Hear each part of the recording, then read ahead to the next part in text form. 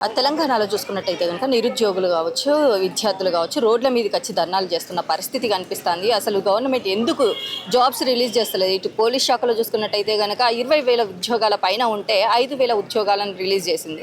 మరి దీనికోసం రిలీజ్ చేయాలనేసి చెప్పి విద్యార్థులు రోడ్ల మీదకి వస్తున్నారు. మరి ఎలా చూడాలి అంటారు దీన్ని?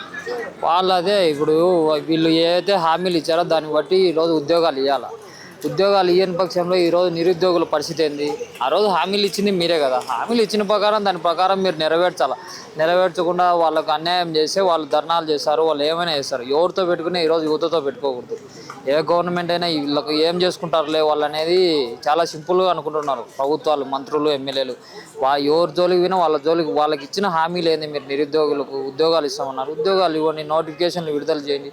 ఉద్యోగాలు లేకపోతే సరే ఓకే టైం పడుతుంది అనుకోవచ్చు. ఇప్పుడు వచ్చిన 20,000లో 5,000 పోస్టులు ఇచ్చి 15,000 పోస్టులు ఉన్నాయి కదా.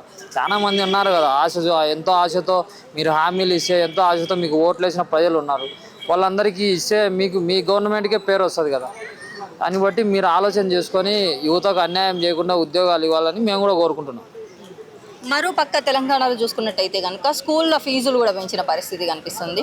ఇటు 27,000 స్కూళ్ళు ఉంటే 23,000 స్కూళ్ళు తీసేసి ఓన్లీ 4,000 మాత్రమే పెడతాము అన్న పరిస్థితి కనిపిస్తుంది. మరి ఎలా చూడాలంటారు? గవర్నమెంట్ స్కూల్స్ తీసేస్తే సామాన్య ప్రజలు పిల్లలు ఎలా చదువుతారండి? సామాన్యమైన పిల్లల మీద ఎవరు లేరు. ఇప్పుడు ప్రైవేట్ స్కూళ్ళకు దీంట్లోకే ప్రాధాన్యత ఇస్తున్నారు. లక్షల ఫీజు కట్టాలా అని చెప్పేసి అదొక ప్రైవేట్ వాళ్ళనే డెవలప్ చేస్తున్నారు తప్ప గవర్నమెంట్ స్కూల్లో ఎక్కడ డెవలప్ చేయట్లేదు తెలంగాణలో.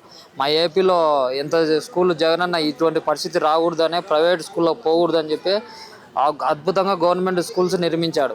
ఆ విధంగా తెలంగాణలో కూడా నిర్మిస్తే వాళ్ళకి మెనూ ప్రకారం మా జగనన్న లాగా మెనూ ప్రకారం అనేది పెడితే తెలంగాణలో కూడా పేద ప్రజల పిల్లలకు ఒక అండగా ఉన్నట్టు అవుతుంది. కానీ ఇక్కడ ఎవరు కూడా పట్టించుకోవట్లేదు పిల్లల గురించి కానీ నౌకరి గురించి కానీ.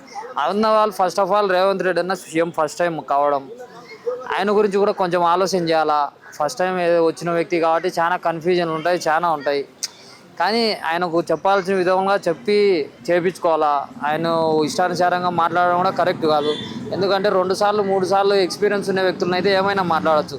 ఫస్ట్ సారి సీఎం కాబట్టి ఆయనకు కొంచెం అనుభవం లేనట్టుంది అనేదానికి కూడా అనుకుంటూ ఉన్నారు చాలామంది పెద్దలు.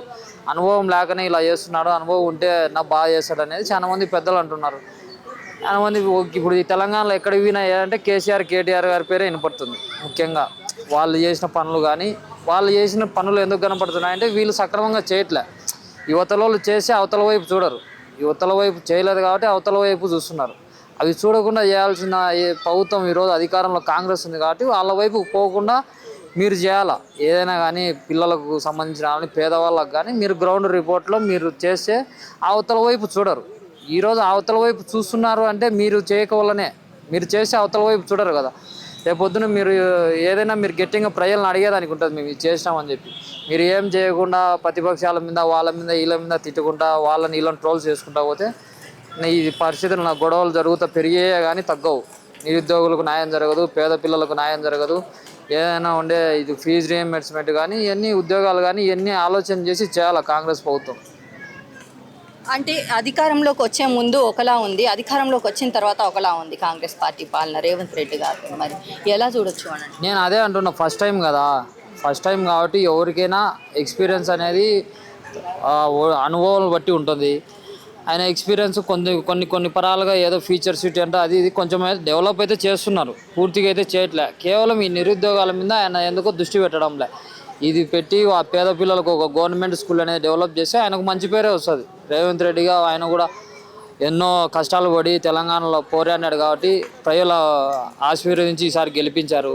ఆయన పరిపాలన బాగా చేస్తే నెక్స్ట్ టైం ఆయన్నే గెలిపించుకుంటారు ప్రజలు. ఆయన ఆలోచన చేయాలి, పేద ప్రజల గురించి వీళ్ళ గురించి ఆలోచన చేసి ఆయన చేసుకుంటూ పోవాలి.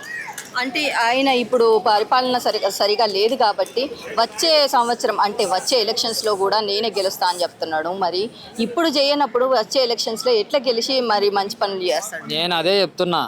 మీరు అనేది వాళ్ళు కడుపు నిండా అన్నం పెడితే వేరే ఇంటికి పోడు. వేరేవాడు కడుపు నిండా ఒక ఇంట్లో అన్నం పెట్టినప్పుడు వేరే ఇంటికి పోడు అన్నానికి.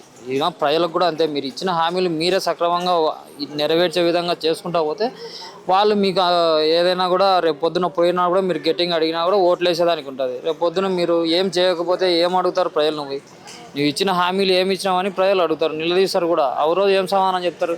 అందుకే పక్క పార్టీ వాళ్ళని చూడకుండా ఉండాలంటే అధికార పార్టీలో ఉన్న వాళ్ళు చేయాలి పని. పక్క పార్టీ వైపు చూడకుండా వీళ్ళు అభివృద్ధి కానీ సంక్షేమాలు కానీ ఏదైతే వీళ్ళు మాట చెప్పారో అది చేసుకుంటూ పోవాలి. అంటే దాదాపు 73సారి కూడా ఢిల్లీకి పోయి రావడం జరిగింది, మీటింగ్లు పెట్టడం జరిగింది. ఈ మీటింగ్లలో మరి ఏం చేస్తున్నారు, ఏం చెప్తున్నారు? జనాలకు ఆఖరికొచ్చే పనులు ఏమైనా చేస్తున్నారా? తెలంగాణ ప్రజలు ఏమంటున్నారంటే ఢిల్లీ పరిపాలన మాకు వద్దనే వద్దు, ఢిల్లీ పరిపాలన ఇది అనేసి చాలా మంది అంటున్నారు. కాకపోతే ఈసారి ఎందుకో అంగీకరించినారు, సీఎంగా గెలిపించారు. మళ్ళీ ఈసారి కూడా రేవంత్ రెడ్డి అన్న బరువుగానే ఏమో చెప్పలేము. అది గ్రౌండ్ రిపోర్ట్ పరంగా చూస్తే కేసీఆర్ కేటీఆర్ గారికి క్రేజ్ ఉంది తప్ప రేవంత్ అన్నకైతే లేదనిపిస్తుంది.